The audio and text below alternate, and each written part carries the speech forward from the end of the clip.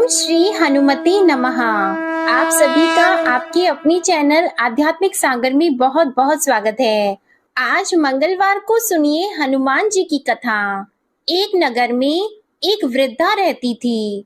उसका एक ही पुत्र था। उस वृद्धा की हनुमान जी पर बहुत गहरी आस्था थी। वह हर मंगलवार का व्रत रखती थी और हनुमान जी की पूजा आराधना करती थी।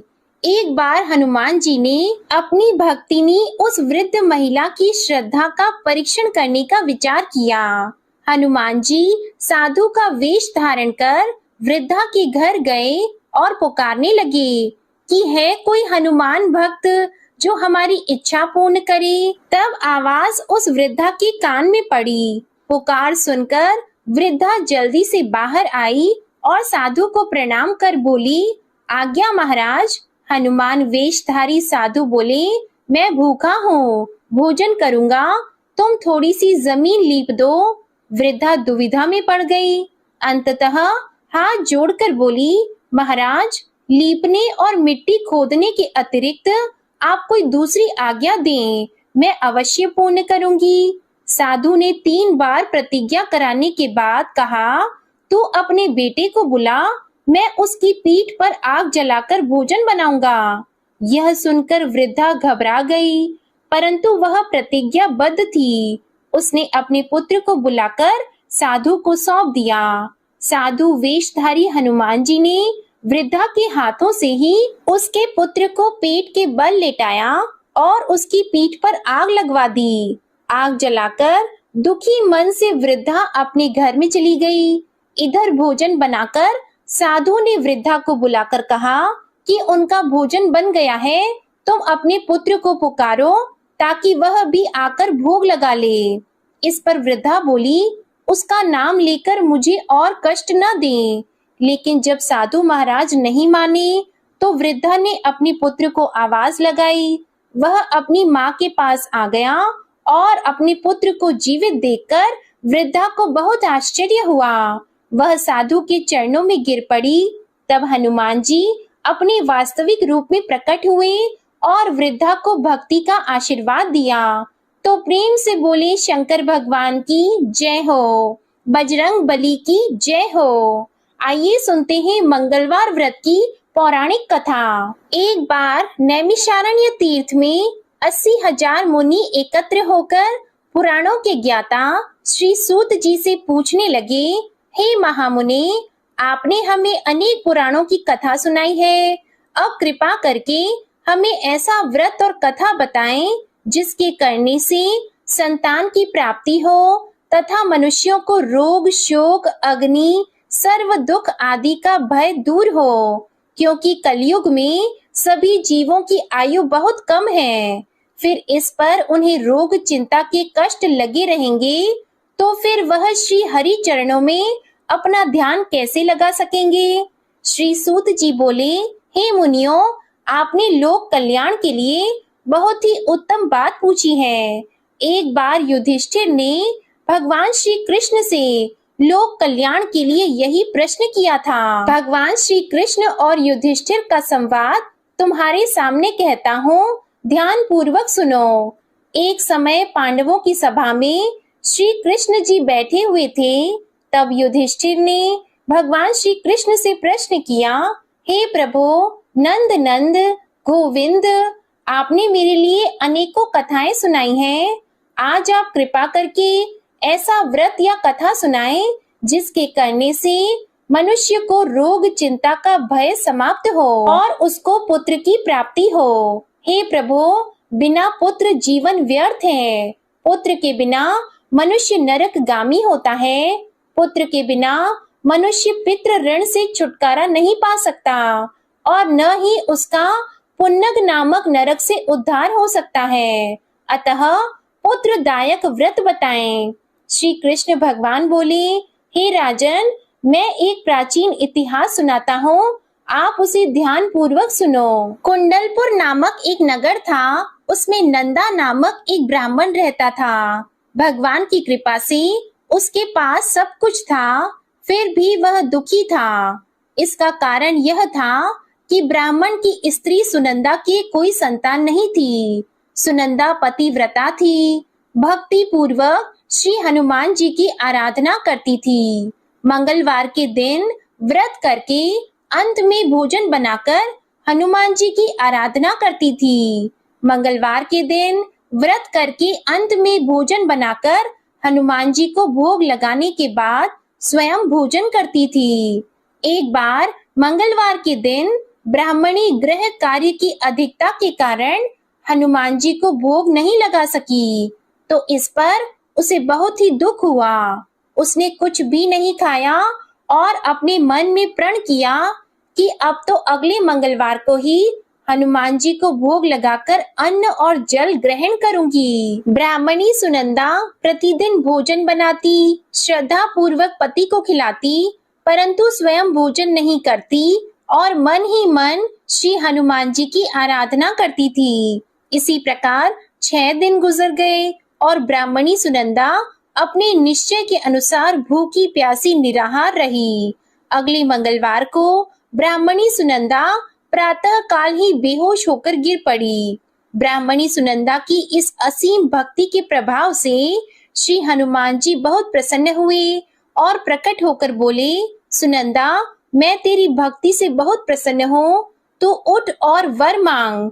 सुनंदा अपने आराध्य देव श्री हनुमान जी को देखकर आनंद की अधिकता से विह्वल होकर श्री हनुमान जी के चरणों में गिरकर बोली, हे प्रभु, मेरी कोई संतान नहीं है, कृपा करके पुत्र और कन्या प्रदान करें, आपकी अति कृपा होगी। श्री महावीर जी बोले, तेरी इच्छा पूर्ण होगी, तेरे एक कन्या पैदा होगी, उसके अष्टांग प्रतिदिन सोना दिया करेंगे।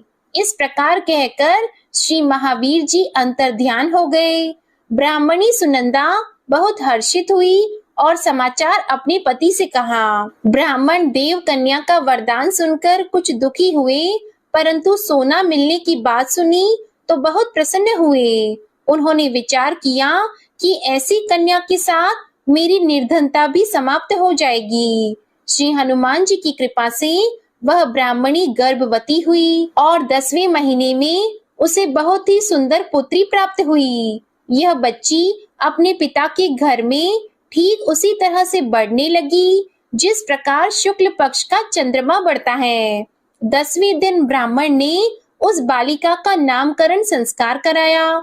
उसके कुल पुरोहित ने उस बालिका का नाम रत्नावली रखा, क्योंकि यह कन्या सोना प्रदान किया करती थी। इस कन्या ने पूर्व जन्म में बड़े ही विधान से मंगल देव का व्रत किया था। रत्नावली का अष्टांग बहुत सा सोना देता था। उस सोने से नंदा ब्राह्मण बहुत ही धनवान हो गया। अब ब्राह्मणी सुनंदा भी बहुत अभिमान करने लगी थी। समय बीतता रहा। अब रत्नावली 10 वर्ष की हो चुकी थी। एक दिन जब नंदा ब्राह्मण प्रसन्न चित्त था, तब सुनंदा ने अपने पति से कहा, मेरी पुत्री रत्नावली विवाह के योग्य हो गई है, इसलिए आप कोई सुंदर और योग्य वर देखकर विवाह कर दें। यह सुनकर ब्राह्मण बोला, अभी तो रत्नावली बहुत छोटी है।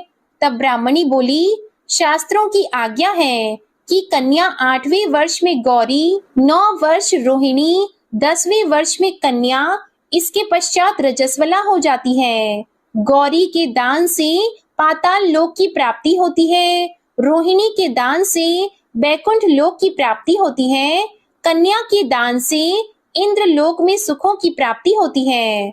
अगर हे पतिदेव रजस्वला का दान किया जाता है तो घोर नरक की प्राप्ति होती है। इस पर ब्राह्मण बोला, अभी तो रत्नावली मात्र 10 ही वर्ष की है और मैंने तो 16-16 साल की कन्याओं के विवाह कराए हैं, अभी जल्दी ही क्या है। तब ब्राह्मणी सुनंदा बोली, आपको तो लोभ अधिक हो गया है लगता है। अगर 11वें वर्ष में विवाह नहीं होता है तो उसमें मासिक धर्म के रक्त का पिता और बड़े भाई को पान करना पड़ता है। शास्त्रों में कहा गया है कि माता पिता और बड़ा भाई रजस्वला कन्या को देखते हैं तो वह अवश्य ही नरकगामी होते हैं। तब ब्राह्मण बोला, अच्छी बात है, कल मैं अवश्य ही योग्य वर की तलाश में अपना दूत भेजूंगा। दूसरे दिन ब्राह्मण ने अपने दूत को बुलाया और आज्ञा दी कि जैसी सुंदर मेरी कन्या है वैसा ही सुंदर वर उसके लिए तलाश करो। दूत अपने स्वामी की आज्ञा पाकर निकल पड़ा। पंपई नगरी में उसने एक सुंदर लड़के को देखा। यह बालक एक ब्राह्मण परिवार का बहुत गुणवान पुत्र था। इसका नाम सोमेश्वर था। दूत ने इस सुंदर और गुणवान ब्राह्मण पुत्र के बारे में अपने स्वामी को पूर्ण विवरण दिया। ब्राह्मण नंदा को भी सोमेश्वर अच्छा लगा और फिर एक शुभ मुहूर्त में विधि पूर्वक कन्यादान करके ब्राह्मण संतुष्ट हुए। परंतु ब्राह्मण के मन में तो लोभ समाया हुआ था। उसने कन्यादान तो कर दिया था पर वह बहुत ही खिन्न था। उसने विचार किया कि रत्नावली तो अब चली जाएगी और मुझे इससे जो सोना मिलता था वह अब मिलेगा नहीं। मेरे पास जो धन था कुछ तो इसके विवाह में खर्च हो गया और जो शेष बचा है वह भी कुछ दिनों के बाद समाप्त हो जाएगा। मैंने तो इसका विवाह करके बहुत बड़ी भूल कर दी है। अब कोई ऐसा उपाय हो कि रत्नावली मेरे घर में ही बनी रहे, अपनी ससुराल न जाए। लोभ रूपी राक्षस ब्राह्मण के मस्तिष्क पर छाता जा रहा था। रात भर अपनी शैया पर बेचैनी से करवटें बदलते बदलते उसने एक बहुत ही क्रूर निर्णय लिया। उसने विचार किया कि जब रत्नावली को उसका पति सोमेश्वर अपने घर के लिए जाएगा तो वह मार्ग में छिपकर सोमेश्वर का वध कर देगा और अपनी लड़की को अपने घर ले आएगा, जिससे नियमित रूप से उसे सोना भी मिलता रहेगा और समाज का कोई मनुष्य उसे दोष भी नहीं दे सकेगा। जब अगले दिन सुबह हुई तो नंदा और सुनंदा ने अपने जमाई तथा लड़की को बहुत सारा धन देकर विदा किया। सोमेश्वर अपनी पत्नी रत्नावली को लेकर ससुराल से अपने घर की तरफ चल दिया। ब्राह्मण नंदा महालोभ के वशीभूत होकर अपनी मति खो चुका था। पाप पुण्य का उसे विचार नहीं रहा था।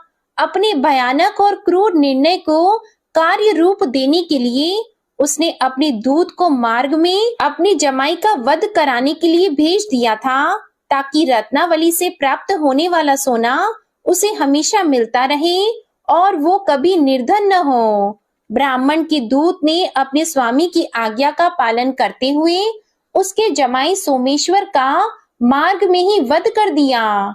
समाचार प्राप्त कर ब्राह्मण नंदा मार्ग में पहुंचा और रोती हुई अपनी पुत्री रत्नावली से बोला, हे पुत्री, मार्ग में लुटेरों ने पति का वध कर दिया है। भगवान की इच्छा के आगे किसी का वश नहीं चलता है। अब तू घर चल, वहां पर ही रहकर शेष जीवन व्यतीत करना। जो भाग्य में लिखा है वही होगा।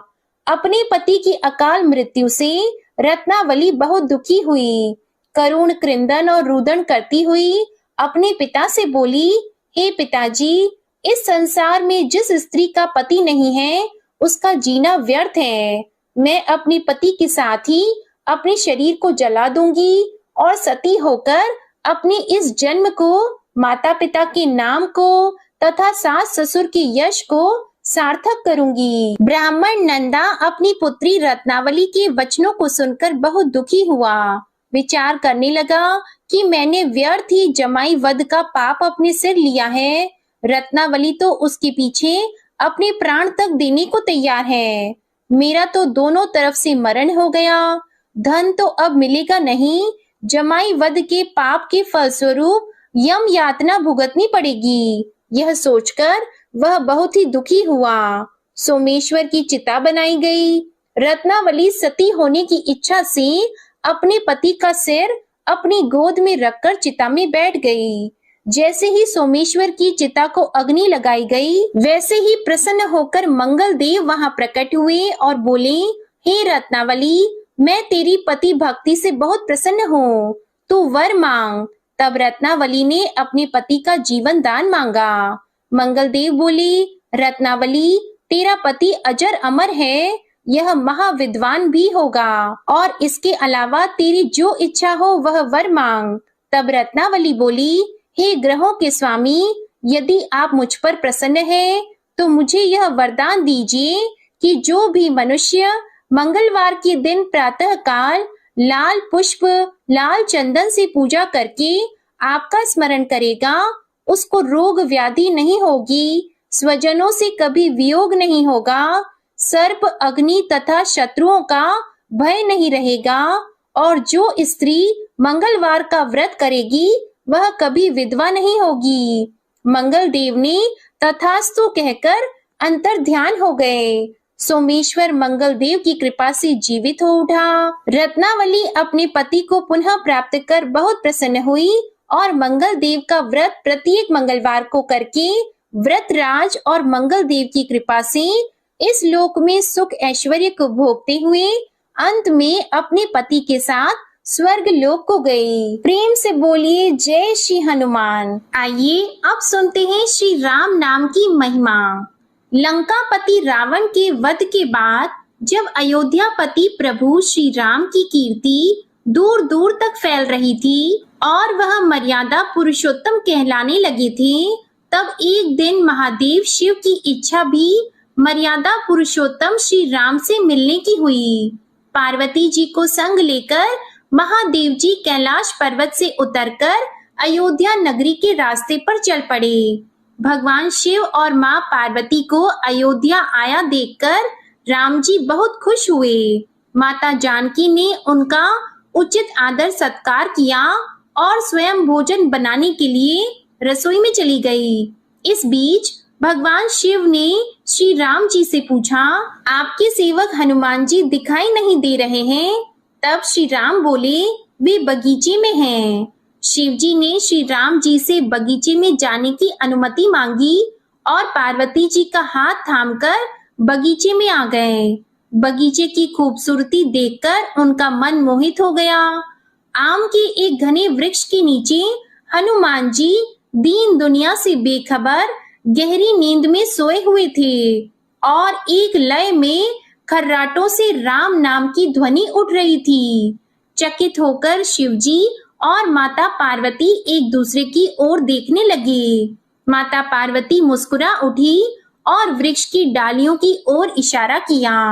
राम नाम सुनकर पेड़ की डालियां भी झूमने लगी थी और इनके बीच से भी राम नाम उच्चारित हो रहा था। शिवजी इस राम नाम की धुन में मस्त मगन होकर खुद भी राम राम कहकर नाचने लगे। माता पार्वती जी ने भी अपने पति का अनुसरण किया और अपने कोमल पैर थिरकाने लगी। शिवजी और माता पार्वती जी के नृत्य से ऐसी झनकार उठी कि स्वर्ग लोक के देवता गण भी आकर्षित होकर बगीचे में आ गए और राम नाम की धुन में सभी मस्त हो गए। माता जानकी भोजन तैयार करके प्रतीक्षा कर रही थी, परंतु संध्या घिरने पर भी अतिथि नहीं पधारे। तब अपने देवर लक्ष्मण जी को बगीचे में भेजा। लक्ष्मण जी तो स्वयं को श्री राम का सेवक ही मानते थे, इसलिए बगीचे में आकर जब उन्होंने धरती पर स्वर्ग का नजारा देखा तो स्वयं भी राम नाम की धुन में झूम उठे। महल में माता जानकी जी परेशान हो रही थी कि अभी तक भोजन ग्रहण करने कोई भी क्यों नहीं आया। उन्होंने श्री राम जी से कहा, भोजन ठंडा हो रहा है, चलिए हम ही जाकर बगीचे में से सभी को ले आएं। तब जब राम जी बगीचे में गए तो वहां राम नाम की धूम मची हुई थी। हनुमान जी गहरी नींद में सोए हुए थे और उनके खर्राटों से अभी तक राम नाम ही निकल रहा था। श्री राम भाव विह्वल हो उठे। राम जी ने हनुमान जी को नींद से जगाया और प्रेम से उनकी तरफ निहारने लगे। हनुमान जी प्रभु को आया देखकर शीघ्रता से उठकर खड़े हो गए। नृत्य की सभा भंग हो गई। शिवजी खुले कंठ से हनुमान जी की राम भक्ति की सराहना करने लगे। हनुमान जी सकुचाए लेकिन मन ही मन खुश हो रहे थे। श्री सिया राम ने भोजन करने का आग्रह भगवान शिवजी से किया। सभी लोग महल में भोजन करने के लिए चल पड़े। माता जानकी जी भोजन परोसने लगी। हनुमान जी को भी श्री राम जी ने पंक्ति में बैठने का आदेश दिया। हनुमान जी बैठ तो गए, परंतु आदत ऐसी थी कि राम जी के भोजन परोसने के उपरांत ही सभी लोग भोजन करते थे। आज श्री राम के आदेश से पहले भोजन करना पड़ रहा था। माता जानकी हनुमान जी को भोजन परोसती जा रही थी, परंतु हनुमान जी का पेट ही नहीं भर रहा था। सीता जी कुछ समय तक तो उन्हें भोजन परोसती रही, फिर समझ गई कि इस तरह से तो हनुमान जी का पेट नहीं भरेगा। उन्होंने तुलसी के एक पत्ते पर राम नाम लिखा और भोजन के साथ हनुमान जी को परोस दिया। तुलसी पत्र खाते ही हनुमान जी को संतुष्टि मिली और वह भोजन खाकर उठकर खड़े हो गए। भगवान शिव शंकर ने प्रसन्न होकर हनुमान जी को आशीर्वाद दिया कि आपकी राम भक्ति युगों युगों तक याद की जाएगी और आप संकट मोचन के नाम से जाने जाएंगे। आइए अब सुनते हैं राम नाम की महिमा की दूसरी कहानी। महादेव जी को एक बार बिना कारण के किसी को प्रणाम करते देखकर पार्वती जी ने पूछा, आप किसको प्रणाम करते रहते हैं? तब शिव जी ने अपनी धर्म पत्नी पार्वती जी से कहा कि हे देवी, जो व्यक्ति एक बार राम कहता है उसे मैं 3 बार प्रणाम करता हूँ। पार्वती जी ने एक बार शिव जी से पूछा, आप शमशान में क्यों जाते हैं और ये चिता की भस्म शरीर पर क्यों लगाते हैं? उसी समय शिव जी पार्वती जी को शमशान ले गए। वहां एक शव अंतिम संस्कार के लिए लाया गया। लोग राम नाम सत्य है कहते हुए शव को ला रहे थे। शिव जी ने कहा कि देखो पार्वती, इस शमशान की ओर जब लोग आते हैं तो राम नाम का स्मरण करते हुए आते हैं और इस शव के निमित्त से कई लोगों के मुख से मेरा अति प्रिय दिव्य राम नाम निकलता है। उसी को सुनने मैं शमशान में आता हूँ और इतने लोगों के मुख से राम नाम का जप करवाने में निमित्त बनने वाले इस शव का मैं सम्मान करता हूँ, प्रणाम करता हूँ और अग्नि में जलने के बाद उसकी भस्म को अपने शरीर पर लगा लेता हूँ। राम नाम बुलवाने वाले के प्रति मुझे इतना प्रेम है। एक बार शिव जी कैलाश पर पहुंचे और पार्वती जी से भोजन मांगा। तब पार्वती जी विष्णु सहस्त्र नाम का पाठ कर रही थी। पार्वती जी ने कहा, अभी पाठ पूरा नहीं हुआ है, कृपया थोड़ी देर प्रतीक्षा कीजिए। तब शिव जी ने कहा कि इसमें तो समय और श्रम दोनों लगेंगे। संत लोग जिस तरह से सहस्त्र नाम को छोटा कर लेते हैं और नित्य जपते हैं, वैसा उपाय कर लो। तो पार्वती जी ने पूछा कि वो उपाय कैसे करते हैं, मैं सुनना चाहती हूँ। तो शिव जी ने बताया, केवल एक बार राम कह लो, तुम्हें सहस्त्र नाम भगवान के 1000 नाम लेने का फल मिल जाएगा। एक राम नाम 1000 दिव्य नामों के समान है। तब पार्वती जी ने वैसा ही किया। भगवान बोले, श्री राम राम रामेति रमे रामे मनोरमे सहस्त्र नाम तततुल्यम राम नाम वरानने। यह राम नाम सभी आपदाओं को हरने वाला, सभी संपदाओं को देने वाला दाता है, सारे संसार को विश्राम या शांति प्रदान करने वाला है। इसलिए मैं इसे बार बार प्रणाम करता हूँ। भव सागर की सभी समस्याओं और दुखों के बीजों को भूंज के रख देने वाला, समूल नष्ट कर देने वाला, सुख संपत्तियों को अर्जित करने वाला, यमदूतों को खदेड़ने वाला केवल राम नाम का जप है। इसलिए प्रयास पूर्वक स्वयं भी राम नाम जपते रहना चाहिए और दूसरों को भी प्रेरित करके राम नाम जपना चाहिए। इससे अपना और दूसरों का तुरंत कल्याण हो जाता है। यही सबसे सुलभ और अचूक उपाय है। इसलिए हमारे देश में प्रणाम राम राम कहकर किया जाता है। आइए अब सुनते हैं बिल्व वृक्ष की महिमा। एक बार नारद जी ने भोलेनाथ जी की स्तुति करके पूछा कि प्रभु, आपको प्रसन्न करने के लिए सबसे उत्तम और सुलभ साधन क्या है? हे त्रिलोकीनाथ, आप तो निर्विकार और निष्काम हैं। आप सहज ही प्रसन्न हो जाते हैं। फिर भी मेरे जानने की इच्छा है कि आपको क्या प्रिय है, तब शिव जी बोले, नारद जी, वैसे तो मुझे भक्त के भाव सबसे प्रिय हैं, फिर भी आपने पूछा है तो मैं बताता हूँ। मुझे जल के साथ साथ बिल्व पत्र बहुत प्रिय हैं। जो अखंड बिल्व पत्र मुझे श्रद्धा से अर्पित करते हैं, मैं उन्हें अपने लोक में स्थान देता हूँ। नारद जी भगवान शंकर और माता पार्वती की वंदना करके अपने लोक को चले गए।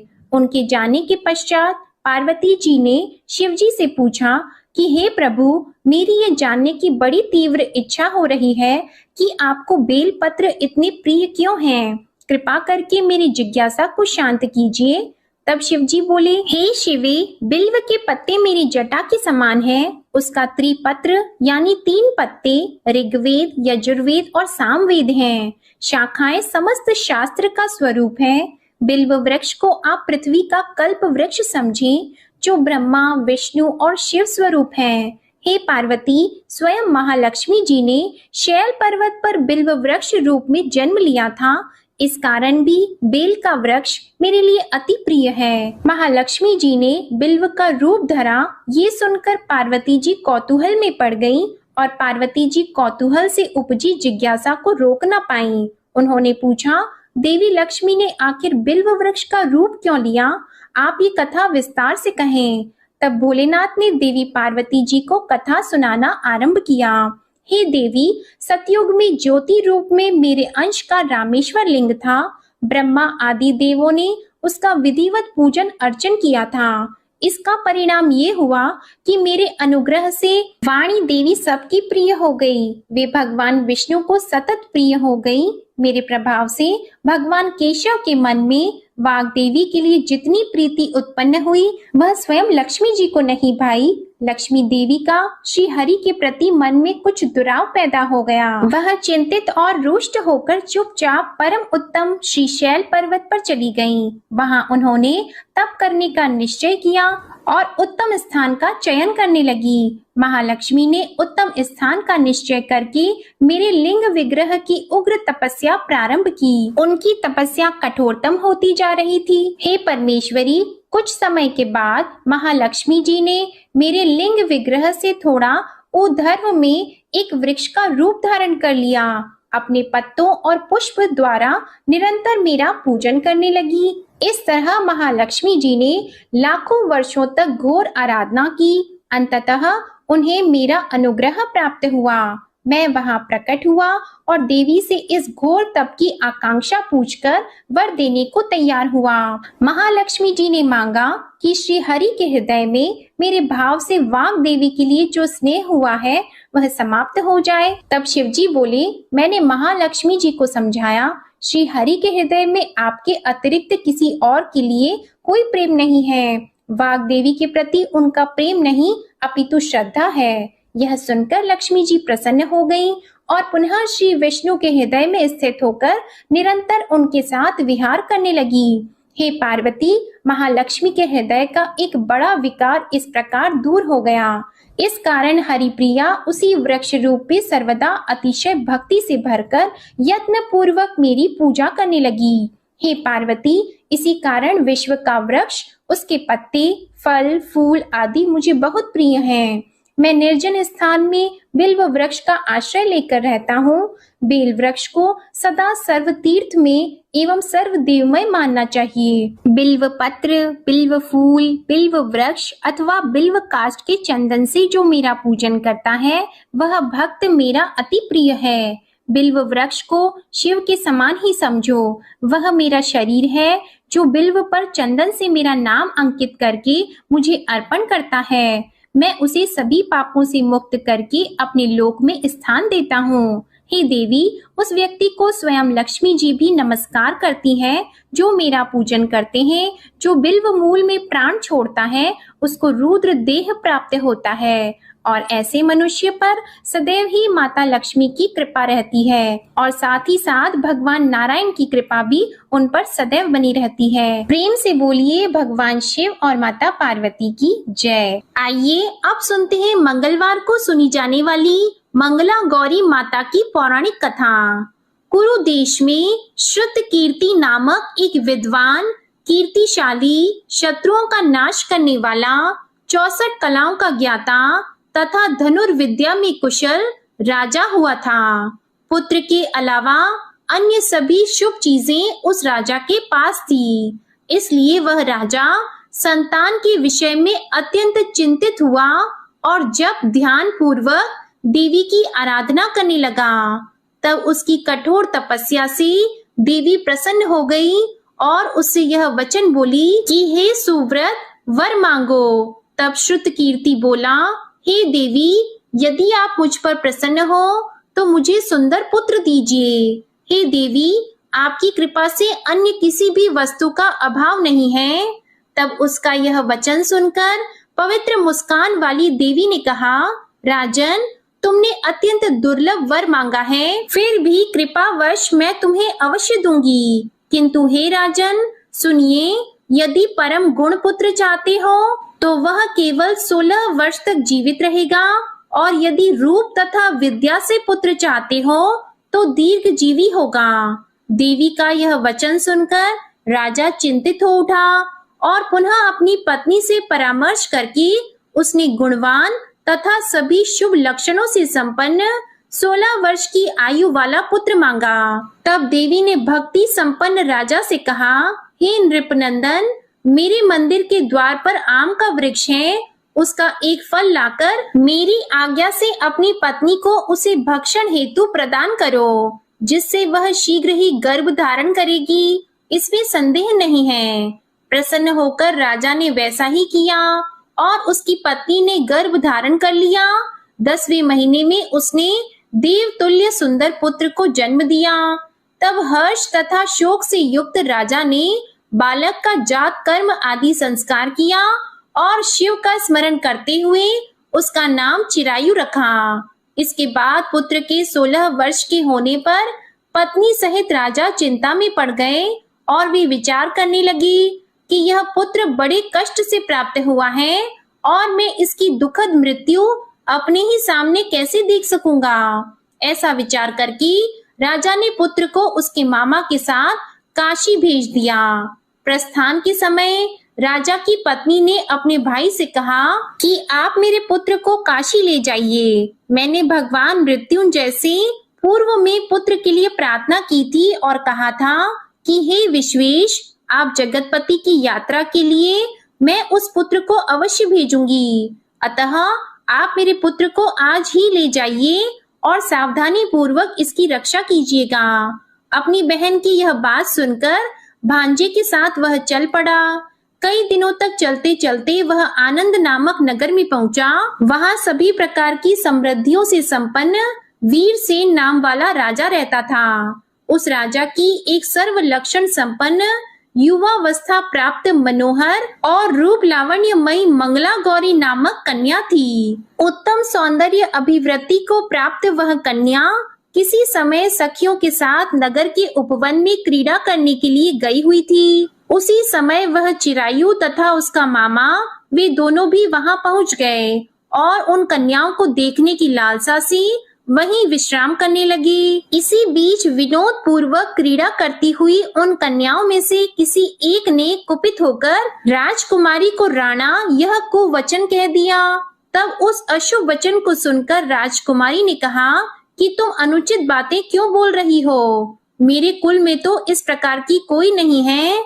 मंगला गौरी की कृपा से तथा उनके व्रत के प्रभाव से विवाह के समय जिसके सर पर मेरे हाथ से अक्षत पड़ेंगे, हे सखी, वह यदि अल्प आयु वाला भी होगा तो भी चिरंजीवी हो जाएगा। इसके बाद वे सभी कन्याएं अपने अपने घर चली गईं। उसी दिन राजकुमारी का विवाह था। बालिक देश के दृढ़ धर्मा नामक राजा के सुकेत नाम वाले पुत्र के साथ उसका विवाह निश्चित किया गया था। वह सुकेत विद्याहीन, कुरूप तथा बहरा था। तब सुकेत के साथ आए हुए उन लोगों ने विचार किया कि इस समय कोई दूसरा श्रेष्ठ वर ले जाना चाहिए और विवाह संपन्न हो जाने के बाद वहां सुकेत पहुंच जाए। तो उन लोगों ने चिरायु के मामा के पास जाकर याचना की कि आप इस बालक को हमें दे दीजिए, जिससे हमारा कार्य सिद्ध हो जाए। इस पृथ्वी पर परोपकार के समान दूसरा कोई धर्म नहीं है। तब उनकी बात सुनकर चिरायु का मामा मन ही मन बहुत प्रसन्न हुआ, क्योंकि इसने उपवन में पहले ही कन्या मंगला गौरी की बात सुन ली थी। फिर भी उसने एक बार कहा कि आप लोग इसे किस लिए मांग रहे हैं? कार्य की सिद्धि हेतु वस्त्र, अलंकार आदि मांगे जाते हैं, वर तो कहीं भी नहीं मांगा जाता। तथापि आप लोगों का सम्मान रखने के लिए मैं इसे दे रहा हूँ। इसके बाद चिरायु को वहां ले जाकर उन लोगों ने विवाह संपन्न कराया। सप्तपदी आदि के हो जाने पर रात्रि में शिव पार्वती की प्रतिमा के समक्ष उस चिरायु ने हर्ष युक्त होकर मंगला गौरी के साथ शयन किया। उसी दिन चिरायु के 16 वर्ष पूर्ण हो चुके थे और अर्धरात्रि में साक्षात काल सर्प रूप में वहां आ गया। इसी बीच संयोगवश राजकुमारी जाग गई। उसने उस महासर्प को वहां देखा और वह भय से व्याकुल होकर कांपने लगी। तभी उस कन्या ने धैर्य धारण किया, 16 उपचारों से सर्प की पूजा की और पीने के लिए उसे दूध दे दिया। उसने दीनता भरी वाणी में उस सर्प की प्रार्थना की और स्तुति की। मंगला गौरी प्रार्थना करने लगी कि मैं उत्तम व्रत को करूंगी जिससे मेरे पति जीवित रहें। यह जिस तरह से चिरकाल तक जीवित रहें, आप वैसा कीजिए। इतने में सर्प वहां स्थित एक कमंडल में प्रवेश कर गया और उस मंगला गौरी ने अपनी कंचुकी से उस कमंडल का मुंह बांध दिया। इसी बीच उसका पति अंगड़ाई लेकर जाग गया और अपनी पत्नी से बोला, हे प्रिये, मुझे भूख लगी है। तब वह अपनी माता के पास जाकर खीर, लड्डू आदि ले आई और उसके द्वारा दिए भोज्य पदार्थ को उसने प्रसन्न मन होकर खाया। भोजन के बाद हाथ धोते समय उसके हाथ से अंगूठी गिर पड़ी। तांबूल खाकर वह पुनः सो गया। उसके बाद मंगला गौरी कमंडल को फेंकने के लिए जाने लगी। विधि की कैसी गति है कि उस कमंडल में से बाहर की ओर जगमग करती हुई हार कांति को देखकर वह आश्चर्यचकित हो गई। घट में स्थित उस हार को उसने अपने कंठ में धारण कर लिया। इसके बाद कुछ रात शेष रहते ही चिरायु का मामा आकर उसे ले गया। इसके बाद वर पक्ष के लोग सुकेत को वहां ले आए। उसे देखकर मंगला गौरी ने कहा कि यह मेरा पति नहीं है। तब उन सभी ने उससे कहा कि हे शुभे, तुम यह क्या बोल रही हो? यहाँ तुम्हारा कोई परिचायक हो तो उसे हम लोगों को बताओ। मंगला गौरी बोली, जिसने रात में 9 रत्नों से बनी अंगूठी दी है, उसकी अंगुली में इसे डालकर परिचायक निशानी देख ले। मेरे पति ने रात्रि में मुझे जो हार दिया था, उसके रत्नों का समुदाय कैसा है, उस बात को ये बताएं। ये तो कोई अन्य ही है। इसके अलावा रात में परस्पर भाषण तथा भोजन आदि जो कुछ किया गया था, उसे भी यह बता दें, तब यह निश्चय ही मेरे पति हैं। इस प्रकार उसका वचन सुनकर सभी ठीक है कहने लगे। किंतु जब एक भी बात ना मिली, तब सभी ने सुकेत को उसका पति होने से निषिद्ध कर दिया और वर पक्ष वाले जिस तरह से आए थे उसी तरह से चले गए। उसके बाद अपने वंश को बढ़ाने वाली महान यश से संपन्न तथा परम मनस्वी मंगला गौरी के पिता ने अन्न पान आदि का सत्र चलाया। उन्होंने वर पक्ष का वृतांत कानों कान सुन लिया कि स्वरूप से कुरूप होने के कारण लोगों के द्वारा किसी अन्य को वर के रूप में आदर पूर्वक लाया गया था। तब उन्होंने अपनी कन्या को पर्दे के भीतर बिठा दिया। उसके बाद 1 वर्ष बीतने पर यात्रा करके चिरायु अपने मामा के साथ यह देखने आया कि विवाह के बाद वहां क्या हुआ। तब भीतर से उसे देखकर वह मंगला गौरी अत्यंत प्रसन्न हुई और माता पिता से बोली कि मेरे पति आ गए हैं। तब राजा ने अपने स्वजनों को बुलाकर पूर्व में कहे गए सभी परिचायकों को निशानी को देकर मंद मुस्कान वाली अपनी कन्या चिरायु को सौंप दी। राजा ने शिष्ट जनों को साथ लेकर विवाह का उत्सव कराया। इसके बाद राजा वीरसेन ने वस्त्र, आभूषण आदि, सेना, घोड़े, रथ और अन्य भी बहुत सी सामग्रियां देकर उन्हें विदा किया। उसके बाद कुल को आनंदित करने वाला वह चिरायु पत्नी तथा मामा को साथ लेकर सेना के साथ अपने नगर पहुंचा। लोगों के मुख से उसे आया हुआ सुनकर उसके माता पिता को विश्वास नहीं हुआ। उन्होंने सोचा कि प्रारब्ध अन्यथा कैसे हो सकता है। इतने में वह अपने माता पिता के पास आ गया और स्नेह से परिपूर्ण वह चिरायु भक्ति पूर्वक उनके चरणों में गिर पड़ा। तब अपने पुत्र का मस्तक सूंघकर उन दोनों ने परम आनंद प्राप्त किया। पुत्र वधू मंगला गौरी ने भी सास ससुर को प्रणाम किया। तब सास उसे अपनी गोद में बिठाकर सारा वृतांत शीघ्रता पूर्वक पूछने लगी। हे महामुनि, तब पुत्र वधू ने भी मंगला गौरी के उत्तम व्रत महात्म्य तथा जो कुछ घटित हुआ था वह सब वृतांत बताया।